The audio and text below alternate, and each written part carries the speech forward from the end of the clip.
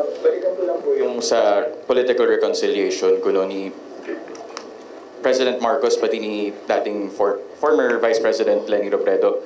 Hingin ko na lang po siguro yung assessment nyo na bilang, ayun nga po, tumakbo kayo kasi ginamit kayo para manalo laban kay Leni kasi nga natatalo na raw sila. So sa tingin nyo, bakit po kaya ngayon nakikipagkita? Bakit ngayon nagkakaroon ng movement towards political reconciliation habang nag-aaway kayo? Oh!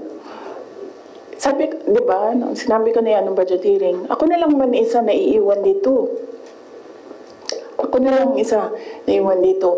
Nagsama-sama na ang mga dayuhan, huwag niyo akong tanungin na about foreign policy.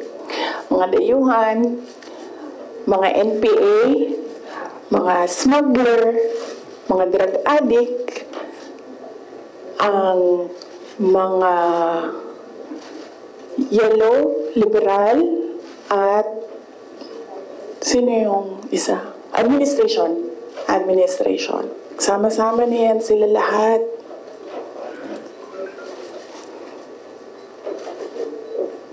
Ako lang na naiwan dito sa... Kaya nga, ito lang ang lamesa natin. Oh. Kasi ako lang mag-isa na.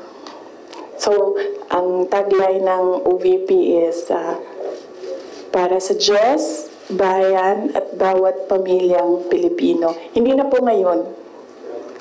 Starting today, ang tagline ng OVP is Drag me to hell.